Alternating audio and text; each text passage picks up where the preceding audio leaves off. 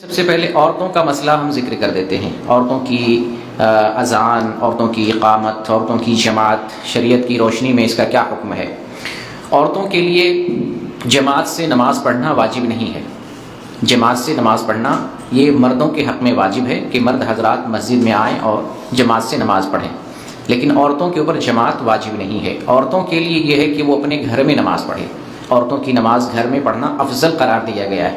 البتہ اگر عورتیں مسجد میں جا کر پانچوں وقت کی نماز پڑھنا چاہیں تو پڑھ سکتی ہیں، کوئی روک نہیں سکتا ہے، روکنا جائز نہیں ہے۔ اگر پڑھنا چاہیں تو پڑھ سکتی ہیں، لیکن اس کے لیے ضروری ہے کہ عورت بھی باپردہ نکلے، خوشبو کا استعمال نہ کرے، اور مسجد کے اندر عورتوں کے لیے علیحدہ انتظام ہو، تب جا کر عورت مسجد میں جا کر نماز پڑھ سکتی ہے۔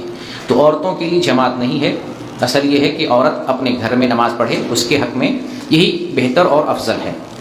اچھا، عورت جب نماز پڑھے گی تو عورتوں کے لیے اذان نہیں ہے، عورتوں کے لیے اقامت نہیں ہے۔ عورت جب نماز پڑھنے لگے تو بغیر اقامت کہے اذان ہو گئی یا نماز کا وقت ہو گیا، عورت اپنے گھر میں نماز پڑھ سکتی ہے اور بغیر اقامت کے نماز پڑھے گی، کیونکہ اذان لوگوں کو بلانے کے لیے، مردوں کے لیے، جماعت سے جو لوگ نماز پڑھتے ہیں، اور اقامت بھی ان کے لیے جو لوگ جماعت کے لیے انتظار میں ہیں، ان کو جمع کرنے کے لیے، نماز کے لیے جو ہے کھڑا کرنے کے لیے اقامت کہی جاتی ہے۔ تو اصل عورت جب نماز پڑھے گی تو بغیر اقامت کے اپنی نماز شروع کرے گی۔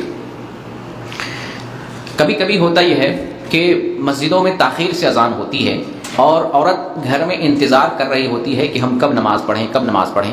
بہت ساری مسجدوں میں تاخیر سے اذان ہوتی ہے، بہت ساری مسجدوں کی اذان کی آواز عورتوں تک نہیں پہنچتی ہے۔ تو ایسی صورت میں عورت کو کیا کرنا چاہیے؟ ایسی صورت میں عورتوں کے لیے نماز کے وقت کا اعتبار کرنا چاہیے۔ نماز کا وقت داخل ہو گیا، عورت اپنے وقت پر نماز ادا کر لے گی۔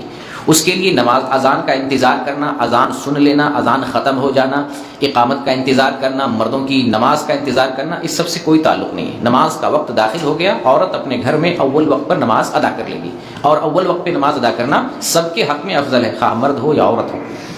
تو عورت اذان سنے نہ سنے، نماز کا وقت ہو گیا، اپنے وقت پر نماز ادا کر سکتی ہے۔ لیکن اگر کہیں پر اول وقت پہ اذان ہو رہی ہے، صحیح وقت پر اذان دی جا رہی ہے، اذان کی آواز کانوں تک پہنچ رہی ہے، تو عورت اذان سن لے، اذان کا جواب دے لے، کیونکہ اس کی فضیلت آئی ہوئی ہے، پھر اس کے بعد نماز ادا کرے۔ اس کے لیے اقامت بھی ضروری نہیں ہے کہ اقامت تک انتظار کرے یا مردوں کی نماز کا انتظار کرے، ایسا نہیں۔ اذان صحیح وقت پر ہو رہی ہے، اذان سن لے، اذان کا جواب دے لے، اس کے بعد اپنی وہ نماز پڑھ سکتی ہے۔ تو یہ عورتوں کا معاملہ تھا۔ اچھا، عورتیں اگر جمع ہو، کچھ عورتیں ہوں تو جماعت سے نماز پڑھ سکتی ہے۔